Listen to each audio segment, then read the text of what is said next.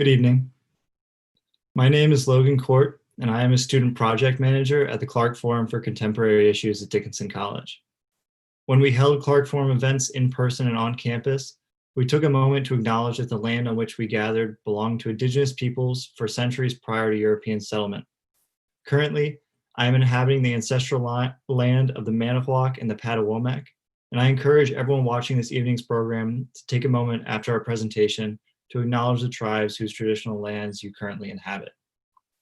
On behalf of the Clark Forum, Program and Policy Studies, the Women's and Gender Resource Center, and the Department of Latin American, Latinx, and Caribbean Studies, I would like to welcome you to tonight's event, Race and Policing. Since the start of policing in this country, the relationship between law enforcement and communities and people of color has been fraught with discrimination and violence. In 2016, Black Americans made up 27% of arrests made in the US, double the percentage of Black individuals living in this country. Black people are almost 4 times more likely to be arrested for drug possession than white Americans, despite equal rates of drug use. And Black men have a 1 in 1,000 chance of being killed by police. These statistics have been a reality for decades, but now the issues of race and policing in the United States are being protested and discussed on an international level. This summer has seen many US cities filled with protesters in reaction to the high-profile deaths of Black Americans like George Floyd and the police shootings of Breonna Taylor and Jacob Blake. This summer has been a time of tragedy, unrest, and anger. And it has also been an opportunity for me to be honest about my privilege and lack of knowledge. As a white man, I have an infinite number of privileges, not least of which is the ability to feel safe from harm while sleeping in my bed, checking out the grocery store, or helping to break up a fight. This is a time when it is my duty as a citizen to educate myself and learn from others in order to enact meaningful and effective change.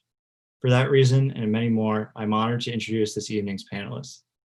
Raff Donelson is an assistant professor at Penn State Dickinson Law.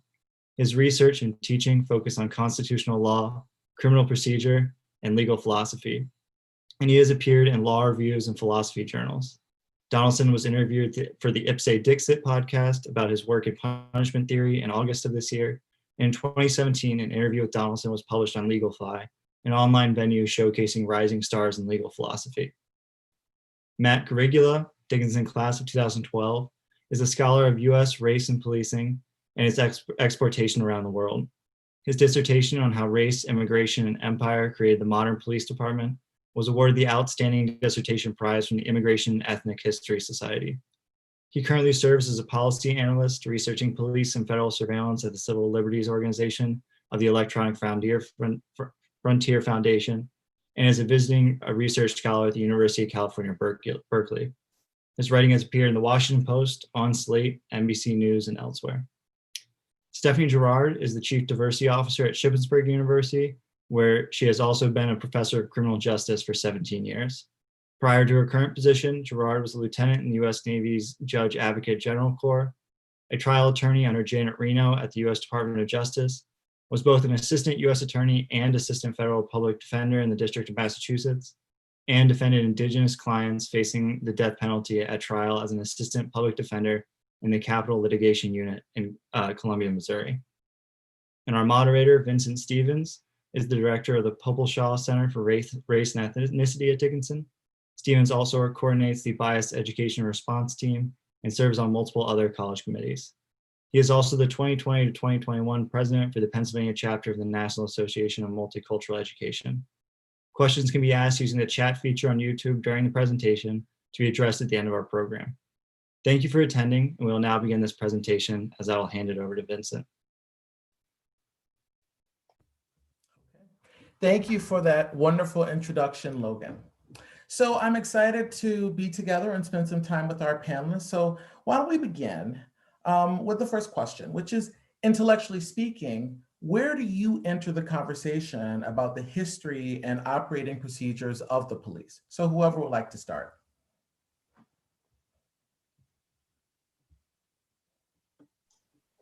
Why don't we go by the order in which you're introduced, maybe? Well, and that means I'm up first. So I come at the issue thinking about institutions and incentives. So we can understand what the police do and our ability to control them by understanding the incentives that big stakeholders have. Police departments provide a lot of revenue to local and state governance. And so it'll be really difficult to rein them in because they have the ability to go on strikes and to withhold the revenue that they provide. And so one of the main ways that I think about our ability to change and the protests to be successful is thinking about what's really possible in terms of dollars and cents. So that's the kind of main way that I come at thinking about the possibility of change and reform. Well, so as a historian, my work has mostly been in kind of the early 20th century origins of the police department, and specifically how police responsible for patrolling multiracial and multi-ethnic cities, how race has shaped what police departments do, what they look like, how they behave when they're on the street. And so for the most part, how I enter this conversation is by thinking about how police have a very small toolbox. And in addition, police reformers also have a very small toolbox. Things like creating more diverse police departments, things like increasing training or technological solutions to policing problems. All of these things have deep histories and have been tried time and time again over a number of centuries even. And a lot of them have failed. Most of them have failed, as a matter of fact. And so when I enter this conversation, I'm thinking about all of the things that I hear being bandied about as useful reforms for policing, and knowing that, you know, it was tried in 1910 and 1930 and 1960, and knowing that a lot of times these solutions haven't really borne a lot of change over time. So that's, for the most part, where I'm coming to this conversation. I'm so honored to be here, and I thank you for the invitation. I come at the discussion from actually training young men and women who want to be police officers. Here at Shippensburg University, where I teach criminal justice, I have the ability to see people who are 18 and 19 years old who want to serve and protect the public. They come at criminal justice, particularly in policing, from a noble purpose. They are good, honorable, and decent people. And then once they graduate and they go to the academy, and I know we're going to be talking about this in terms of where changes are made in terms of the police personality or the culture of policing, something changes. And when I watch TV and look at what's going on around the country, I can't imagine the students I see in front of me acting in that manner. But the way I think about it too, as a practitioner, as again, when I defended people charged with serious crimes, I always thought to myself that the criminal was made, not born. The way I always thought of it was that little snippet of the movie with Marlon Brando on the waterfront. We've all seen the clip where Marlon Brando is saying, I could have been a contender, where he's talking to his older brother. You should have watched out for me. You should have taken care of me. The criminal and the offender has, as they work through life, has certain pathways that are either open and closed that determines how and where they end up. So too for the young people in front of me that become police officers, those who go wrong. So I come at it from the young people who are idealists, and they're in it for the long haul, and they really seek to make a difference in our society through law enforcement. Well, thank you to each of you for clarifying and articulating where you enter into the conversation disciplinarily and philosophically. I'd like to actually build from a kind of through line and ask if you could sort of unpack the following. So for many people, protests opposing police brutality and advocacy for police reform are relatively new, but evidence suggests otherwise. So how active have some of the more recent movements been in contemporary US history? And by contemporary, we could say, let's say maybe the last 40, 50 years, if you like. But I think it would be helpful to just get a little bit more insight about sort of what are the roots of some of these movements?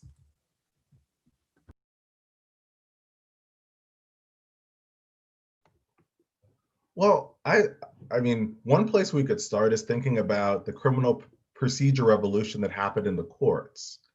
And that happens around the time of the 1960s, if not a little bit earlier, where the courts first stepped in and tried to reform police in various ways. Previously, it was very difficult to bring a lawsuit successfully against police for various excessives. Lots of things weren't very clearly stated to be against the law or contrary to our constitutional rights. So one initial avenue was the thought that the courts could save us. The thought was we didn't have to turn to the public officials who perhaps were too in bed with the police. We could turn to the courts and they would be this place where our rights could be vindicated.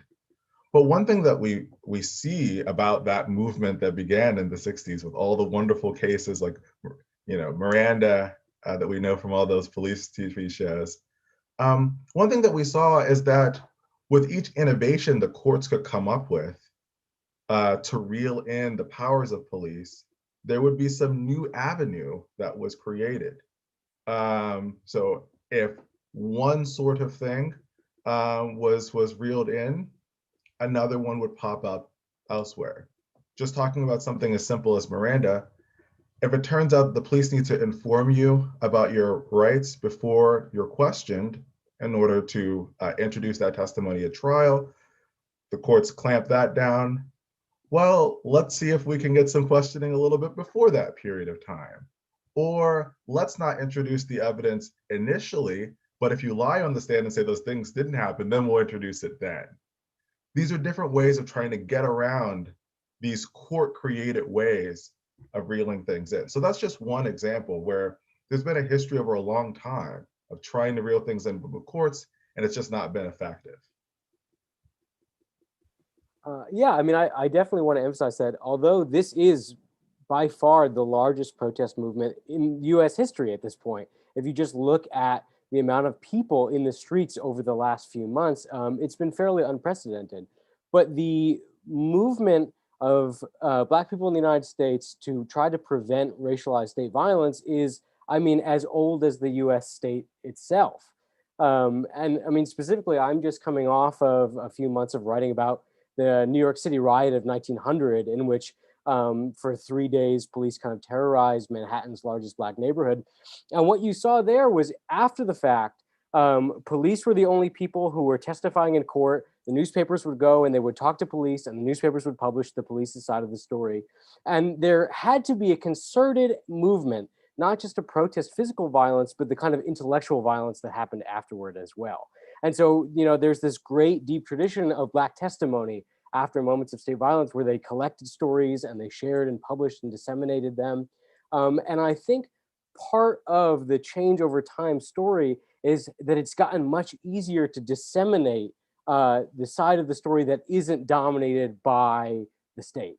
We've seen through cell phone footage back to the kind of Rodney King handheld camera footage, all the way up through social media, that with the ability to organize protests generally much easier via the internet, it's also been easier to disseminate information and organize protests, which I think is part of the reason why we're kind of in this unprecedented moment now.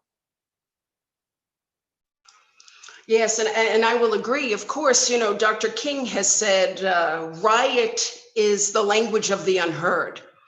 And like Professor Donelson says, I think what's happening now and why it's been so sustained is people are just simply not going to take the duality of the criminal justice system or just the fiction that we are all created equal. We're not just going to accept it any longer. As Professor Donelson said, where the laws, every time it seeks to redress some harm, it figures out a loophole. And this goes all the way back. We see it in the 13th Amendment. There's no slavery or involuntary servitude with the loophole, except upon conviction of a crime. You see the 14th Amendment says, equality under the law. And then there's a loophole where the Supreme Court says, and Plessy versus Ferguson, oh, separate but equal is quite fine. And this sort of giving and taking, all the while we're supposed to be, celebrating the flag. And full disclosure, I'm a veteran of both the Army and the Navy, and I am truly a patriot in that way. What I see happening now with the sustained protest movements of the last 50 years is action needs to happen to match the words. Everyone's such a soaring orator and, moving people, but now silence is no longer an option for our allies. And until real change happens, this demand will be sustained.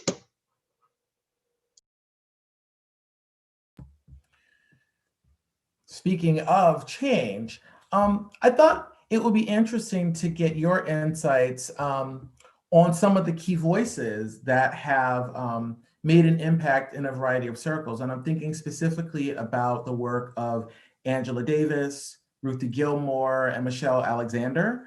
Obviously, their work has drawn attention to the racial, class, and gender politics of incarceration. Their work certainly engages people in academic circles and scholarly communities, but how successfully has their work translated into other publics? Because it seems that we are at this interesting moment where, as all three of you have pointed out, everyday people are hitting the streets, and I'm not sure what their connection is to some of the discourse that has come out of both activism and scholarship. So I'd love to kind of get your insights on that. I think there's been actually a great impact of these people. So speaking specifically of Michelle Alexander, her work seems the argument of her work is that there is, as it were, kind of conspiracy that slavery was one system of domination, it dies, a new system of domination took hold, that people, the white majority in particular, did not want to cede power to the newly emancipated slaves. So it was a new system of domination took hold. And then when that system was more or less struck down by the courts, a new system of domination took hold. And the idea that she has is that, again, it's this kind of conspiratorial, we must continue our dominance. And so we will think up a new system and implement it. And that thesis is controversial and interesting, and I've written some about it. But I think that by itself, that work has entered into the public consciousness.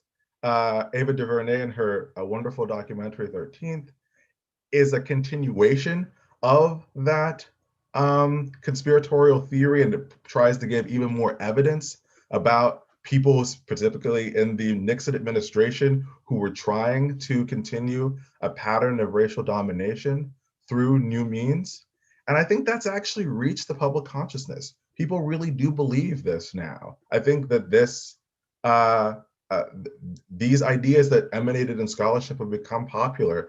And I think they're driving some of the protest movements. And people are seeing that, like, the instantiation of what these wonderful women scholars and activists thought, it's right there in front of you now on the news. So I think it's actually spurred a lot of the conversation we're seeing.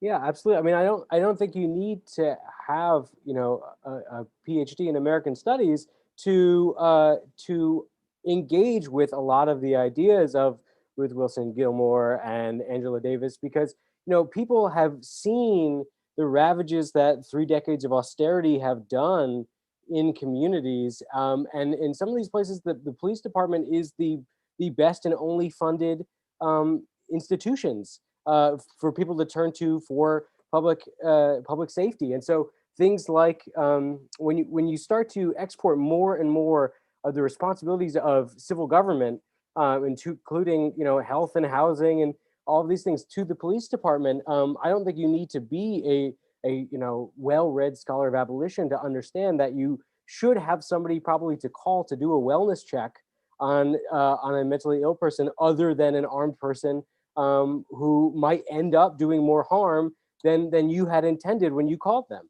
And so I think people, the ideas of abolition and abolitionary scholarship are well disseminated through the people protesting, whether they have sat down and read the books or not.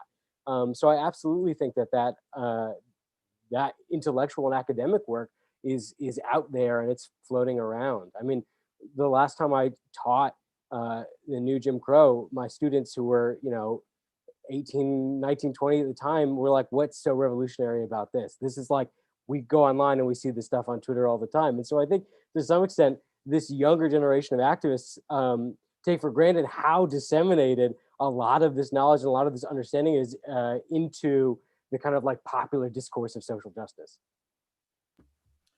I hear you. And I want to just make an intervention. And Stephanie, this also might speak to some things that are on your mind, because you mentioned that a younger generation of activists. So I'm thinking specifically about policy, and I'm thinking about generation.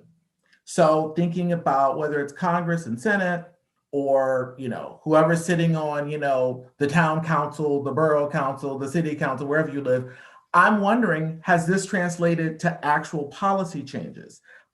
Because I think it's one thing, again, to talk about consciousness and the discursive aspect, but I'm wondering, are people finding that these ideas are really changing policy where they live? Yeah, I'm going to defer to my co-panelists for the deep dive on the policy discussion, because what I see, of course, are, again, young people who are forming their ideas and their perceptions of the world. And there's the father of modern policing, Robert Peel, has these principles of policing. And one of them is the public is the police are the public. And which means that in order to have a good relationship with the people, the police need to be one and the same. And the police force are recruiting people from our neighborhoods in terms of, as you say, Vincent, where we live. The thing about Angela Davis, though, again, she's such an icon. I mean, she's featured in this month's Vanity Fair, and she talks about sort of her 50 years of advocacy. And if you go back to 1967, and you can watch this on YouTube, where she's asked about the undercurrent of violence that we were seeing in American cities in the 60s, and sort of the race riots, quote unquote, that was going on. Angela says, why are you asking me? Like, why are you asking me, the Black person, about violence when the police and the state and everything about the way we live is about hyper control and hyper aggressive interaction and about suppression? Like, why are you asking me? So to the extent that the police and the function of the police is to support the policies that are made, I don't think it really matters where you live in terms of what role the police play. If you live in a low income, heavily minority area, you are going to be over policed and have been from the very beginning. And if you live somewhere that is more wealthy and less people of color, your interactions with the police are not as frequent, and they typically don't end in deadly or aggressive encounters. So the policy may change. The way I think of it is sort of structural racism that exists is, take a snapshot of a mansion in like a southern plantation. The structure of racism is the structure of the mansion. The roof is the law, and you have 4 walls and the floor. Each room you could think of as an institution in America. The living room could be criminal justice. The kitchen could be employment. The parlor could be healthcare. And so policies, you could rearrange the furniture. That's how policy is. You could rearrange the furniture all day, every day, and it would not change the structure of American racism. So it's a great question, Vincent. And as I said, I'll defer to my colleagues because that's their work.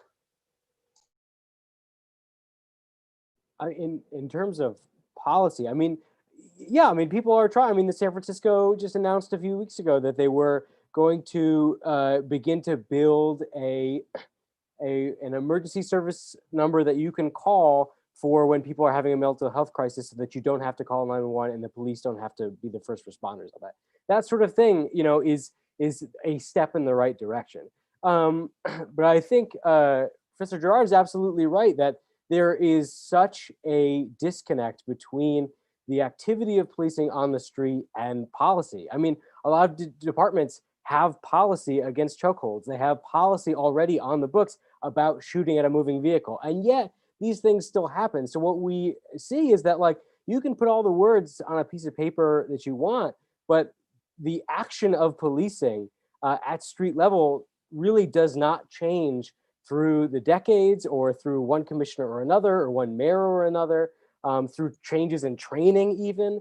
And so really thinking beyond, using our political imagination, think beyond policy solutions is kind of one of the things we have to do to move forward. I think it's a hard question to understand why various policy changes don't seem to make lasting difference. One type of answer to give is what my esteemed co-panelist said about the structure of American racism. And that certainly is like one important part of the picture. But American police kill white people more than Canadian police kill white Canadians. American police kill white people at far greater rates than British police kill anybody. And so that's part of the story as well.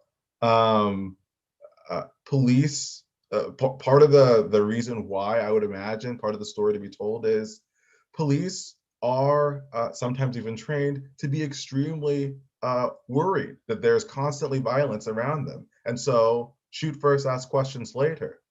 Why might they behave in that way? Maybe that has something to do with the number of guns that are in America. And so that is, so long as that is a fixed part, it's going to be hard to change the incentives. It's going to be hard to try to convince anyone, become a police officer, be very, very careful about who you shoot.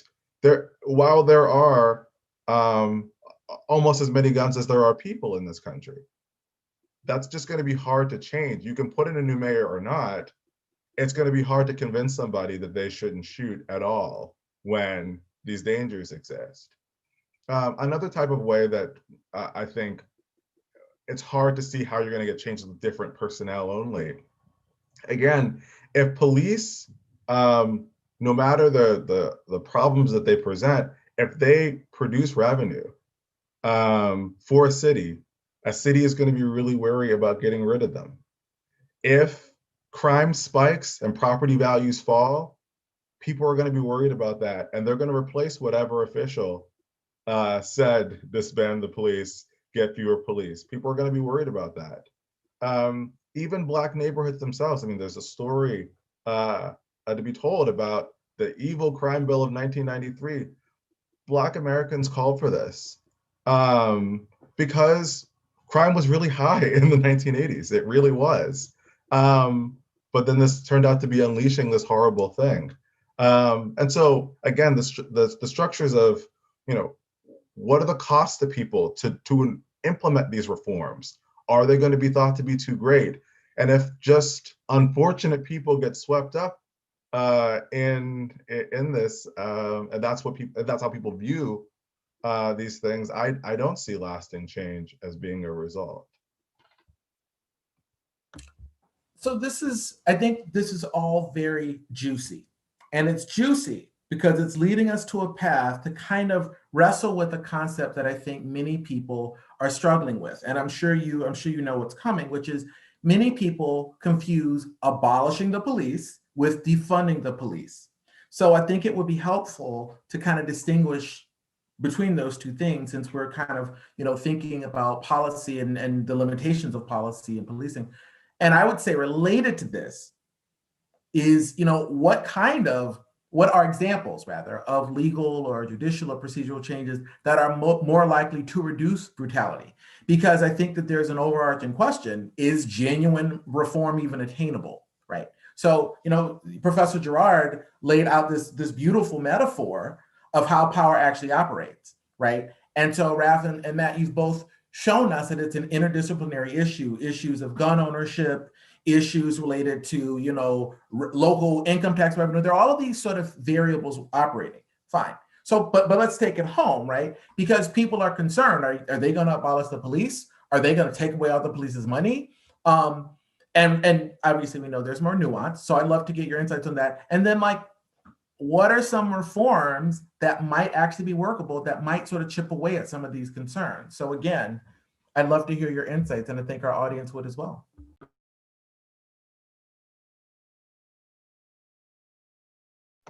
Well, I'll speak for just a moment about maybe the difference between defunding and abolishing. So I think, first of all, these terms are used in a lot of different ways, but one way to kind of to make this tractable, one idea of defunding the police is usually taking away resources from the police and usually jobs too, from the police, and putting those in the hands of other people. So for instance, there are some places in which minor traffic things are not usually dealt with by police, but by a special force that does traffic and, say, parking stuff. Another type of idea just mentioned earlier is about not having police deal with certain kinds of wellness checks, taking money away from their budgets for that, usually creating or further funding some other governmental agency that would deal with that. So it's usually taking lots of money and resources away from police, having them deal with fewer things, trying to make police kind of as small as possible, and kind of maybe to really target it on maybe what we think of as their primary thing, like stopping crime that's afoot, like right then, or investigating crimes that they're called to do. Things that actually police are not terribly good at. Most murders and things like this are not solved. Most property crimes are not solved. But the idea is concentrating the resources on those things and not this wider set. Abolishing the police sometimes includes this defunding move, but sometimes it moves further still to think, are there alternatives to crime, alternatives to police for crime reduction purposes? And those might involve, taking money from police budgets and putting them elsewhere. But they really do seem to, as the name implies, really mean getting rid of the police. Like, is there some other model for dealing with crime? What are the actual causes of crime? Many of them are, say, economic. They have to do with mental health. They have to do with, any number of things. Can we tackle those things and get rid of police completely or almost completely? That's the movement of abolition, as I understand it. And I think that the movement for abolition is probably held by relatively few, whereas the thought of defunding, so it seems to me, just hearing the activist circles, that seems to be the more popular idea, insofar as it's trying to preserve a role for police, but one that's very, very circumscribed. And the idea is that might make us more safe than the alternative where there's no role. Yeah, I think Professor Donelson is absolutely right. I mean, I don't think the vision of either a defunded police force or an abolished police force isn't, like rampant criminality in the streets. It's not like zipping cars and gunfire everywhere. It's not that at all. I mean, it is an analysis of the causes of crime and envisioning solutions to crime that are not just policing. Because, we have to ask, is policing even that effective at reducing crime to begin with? Because in some cities, it seems like no matter how many billions of dollars you throw at a crime problem, policing just doesn't cut it in the same way that, maybe diverting some of those resources to housing, to economic justice, to jobs, to environmental justice, addresses some of those issues right off the bat so that you don't need as many police on the street. And so, yeah, I mean, I always think of what Stuart Hall used to say, which is the question we need to ask ourselves about society is not why is there so much crime, but why is there in general so little crime? I mean, we need to think about what the ways in which society can do harm reduction through economic and environmental justice and housing justice and healthcare that is not just about putting more police on the street, because right now it seems to a lot of people that that's kind of the only solution we have for society's problems.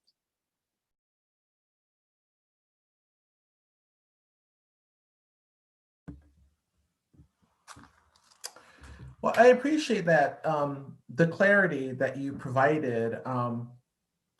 I think in thinking about sort of what we've seen over the last few months, obviously, you know, the police reform movement, the police protest movement is certainly a kind of hot topic in terms of political discourse.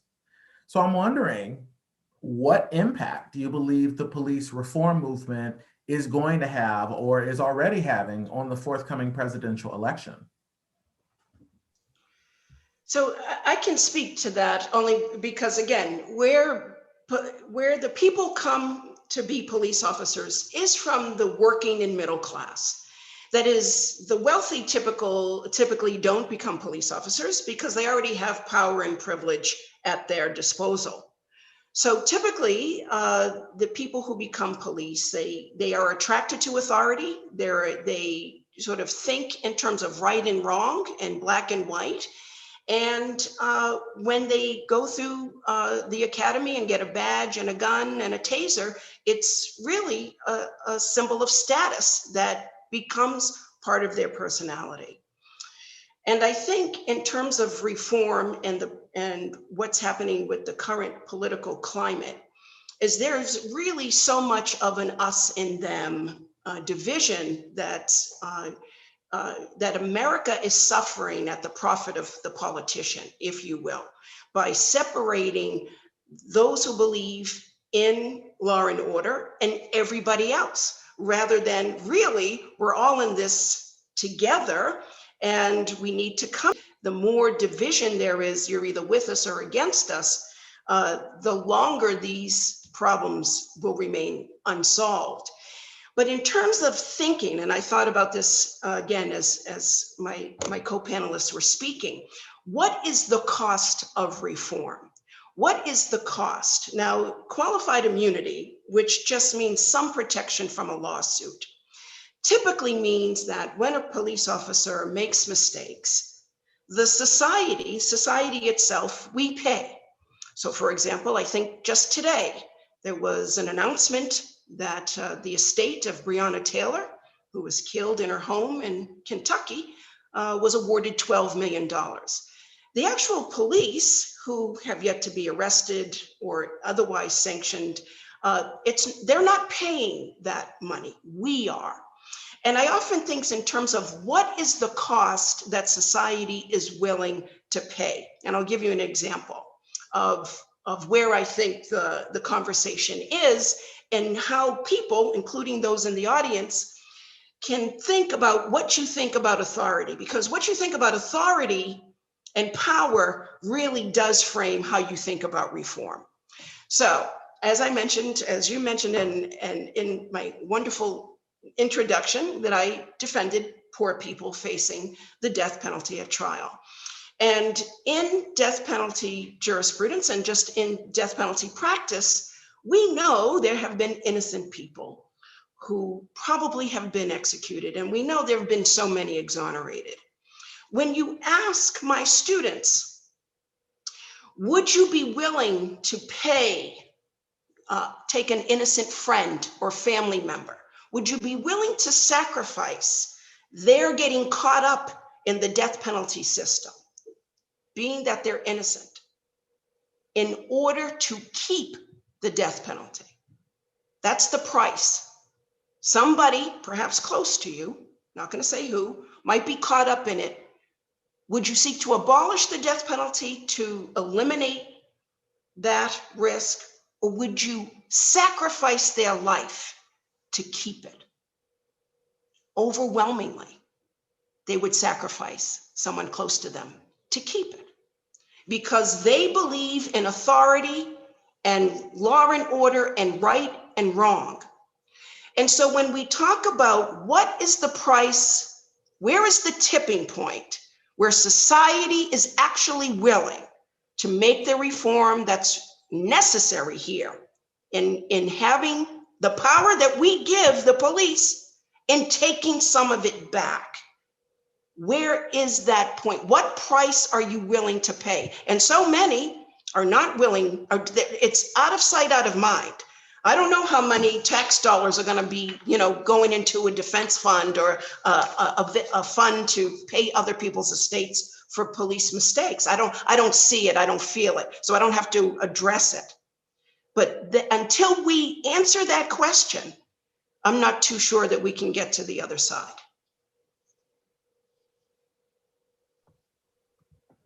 Yeah, that sounds bleak in a way. I like to think that people's preferences are actually much more malleable about their views about authority and all the rest.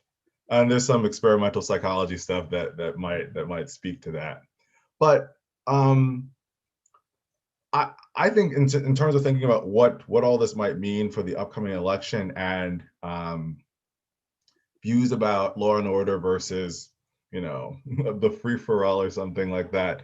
I think that the path forward is one in which we really do think everyone agrees that crime is a problem. And the question, and everyone thinks that crime can be a big problem. There's some factual disputes about how much crime there really is. On the one hand, crime rates have generally been falling since about 1990 in the United States. However, if you'd listen to some talking heads, you think it was at an all-time high. But for the most part, all of us agree crime can be a problem. The question we argue back and forth about is, what's the best way to fix it? And I take it that part of the political right thinks the best way to fix it is through increased policing. And it's true that having police on the street deters certain kinds of crimes. People are more unlikely to steal a bike if there's a police officer right next to them. But policing doesn't solve certain other kinds of crimes. For instance, having more police on the street doesn't usually solve like sexual assault, oddly enough. Having police doesn't actually usually deter white collar criminals. So there's various kinds of crimes that having more police doesn't really seem to affect. Similarly, it's not very clear that having the death penalty lowers the amount of murders. There's not much evidence to suggest that. And so we have to think about both kind of evidence-based ways to figure out how do we solve this problem together. I take it the move from the political left nowadays, especially in wake of the past summer, is, are there root causes of crime? Why is it that, for the most part, richer people don't commit crimes and poorer people do? Why is it that males commit a lot of crimes and women commit comparatively fewer? And how can we, being aware of those facts, try to address them? What's going on with the people who do commit crime? How can we stop them before they commit it? How can we make their lives such that that doesn't happen? I would like to hope that that's the direction that we go in. I'd like to think that one of the candidates cares about those things more than the other. But I have no idea in terms of predicting what will happen next. You mean you have not figured out who's going to win the election? I don't know. I mean, we were expecting these answers. So we have about 1 minute left. So I'm happy to give Matt the floor. If you have a sort of concluding thought before we transition to the Q&A, or if we want to do a quick round robin, if there's a final thought from each person. So what is your preference? I will be very brief and pass it to my co-panelists. Okay. Just on the topic of police and politics, I think one of the really interesting things we have to address is the historically and in the contemporary social and political kinship networks among police. That police are in some ways a completely insular social and political world that they can reinforce through shared identity, through a sense of victimhood that the rest of the world is against us, even though they owe us so much. And there's like an intergenerational tradition in policing too, where so many police, other police. And there are many mechanisms by which we reinforce this kind of insular social world that becomes hard to penetrate. I mean, I just limit the number of get out of jail free cards that they could give their friends and family from like 25 to 17 or something like that. And so I think one of the things we have to address is that there are these social and familial insular worlds of policing that it is very hard for outsiders to penetrate and very hard for the people within them to find empathy with people who live outside of that policing bubble. Okay. So, yes. And I will just say, indeed, that when I pose these questions to my students, they really are all theoretical, right? Because they're young people who have very limited experience out in the world. And typically we do see that people actually change once they become a member of the organizations that wherever they end up. So yeah, everyone thinks a certain way, and then experience changes everything. Yeah, it's very interesting. Well, I'm sure that we could talk until the cows come home, and I don't even know when the cows come home. But now we're going to transition into Q&A, and I imagine that there are a variety of themes and topics that folks are curious about based on your responses. So I'm going to turn it over to Logan to field some of those questions. Yeah, and again, I want to remind folks that are watching that they can submit more questions in the YouTube Live, but I do have a few pre-prepared questions. One of the first ones is, what are some of the issues that have arisen with the current media, protester, and police relationships? And how do those three interact with each other? And what are some of the issues that have arisen this summer, especially? To a bunch of different organizations. And one of the dominant themes is that many of the members of the public believe the media create a narrative. So I have just been, again, I'm of a certain generation of Walter Cronkite. I mean, this is, I'm unfamiliar with this, but I always thought that the news reports what happens, but that is not what a lot of people think. A lot of people do believe that many stories are ignored that might pose a counterfactual narrative to what the left or the right wants the public to believe. So that's part of the political division that I was speaking about, that people believe the media exacerbates. It's not helping. So I find that fascinating.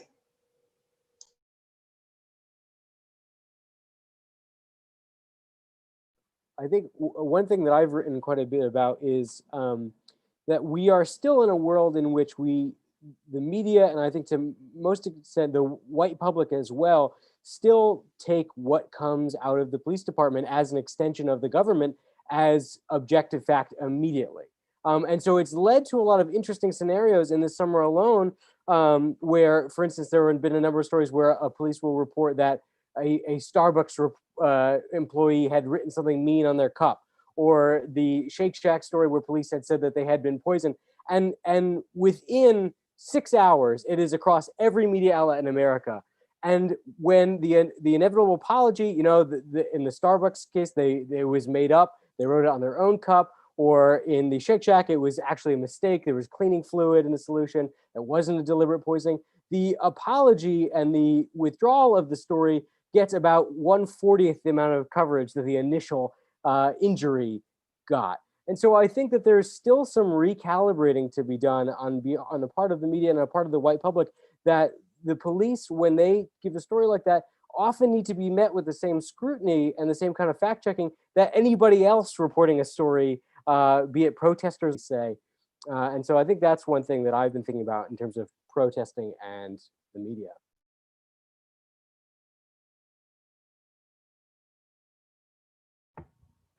One thought I do have about stand out to me is that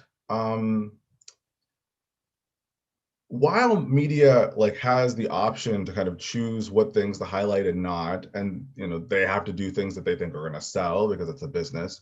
One thing that's kind of interesting in the new age of like everyone having ways to record information, and that there are other platforms for dissemination of information, like YouTube, like we're on now, and Twitter and other things, is that in a way, it seems like the media probably has a little less control than they otherwise would. If something is trending on Twitter, it's probably not the case that the news media can totally ignore it.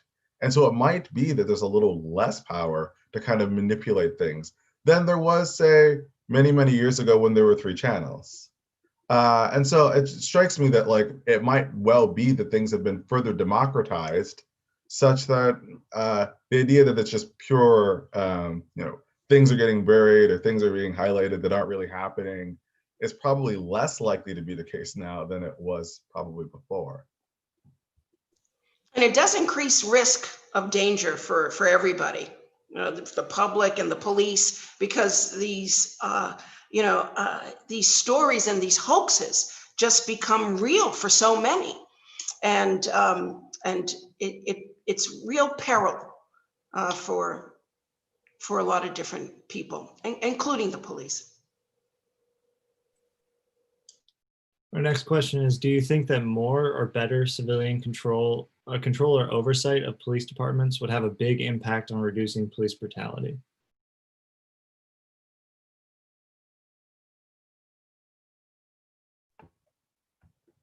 I guess I'd have to see how that might work.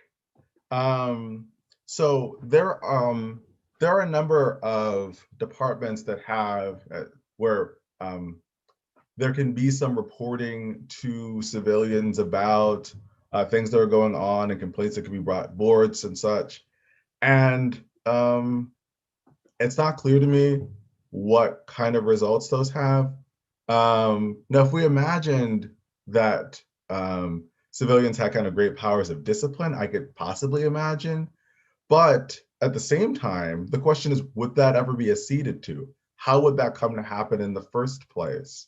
Police unions are quite strong, and so they would certainly oppose any such thing. It's already the case, that's another thing to mention, it's already the case that like in many places, departments of police, their chiefs are elected. So people already have, in a way, some kind of control, but the only people who want to run are seen as credible candidates or people who are former police officers. And so I really wonder how that would look, like what would be the model in which we could imagine things being different, incentives being different, power structures being different. So I don't see it, but maybe. I think to some extent the last big push on finding ways to get civilian oversight of policing was in the introduction of body cameras. And what we found is that, body cameras have been really hit or miss, mostly on the miss side, because to some extent, police can control when you turn them on, when you turn them off. Police departments are in control of storing the footage, and footage can go missing. It does all the time. And to the other extent, body cams have become just one more tool of police surveillance. So, for instance, in California right now, we have this law where police body cameras can't have face recognition anymore, because what was happening is police body cameras had face recognition on them. And if a member of the public had approached the police officer to chat with them or because they needed help, their phone would go off and say, actually, this person's staying in front of you, we recognize them and they have unpaid parking tickets, arrest them. And so if the idea was to build more trust between police and civilians, body cameras in some places actually had the reverse effect, where people were less likely to go talk to the police and ask for help because they thought that the body cameras were becoming a tool of surveillance and repression. And so what I'd say is, we have to be very careful about how we vet a lot of these different kind of technological solutions for oversight, because they can have a lot of unintended consequences.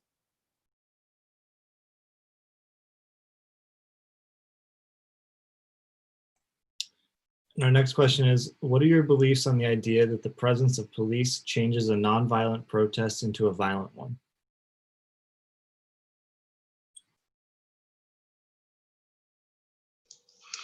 Well, I think we see the militarization of police. It's known as the 1033 program where surplus military gear could be bought for a song. And it was to support the war on drugs. And this whole militarization of problems in society has increased, again, this division and this separation of the police from the public. And when that happens, bad results are going to come forth. And so what we saw, and there were plenty of, captured media where police in full body gear, locked and loaded, were somehow, it feeds on itself when you're in a military environment. And again, I speak from experience, where it's just the object is control and domination and not peaceful resolution. So the interjection of more authority and more encounters with the police can spark other types of violence. But I will say, and this is very important because I'm not too sure how much of this is being reported, but there are many people who have different agendas who are sparking these riots, and then, of course, wanting the peaceful protesters to be blamed. So property and pointing at the protesters and say, go get them, it's them.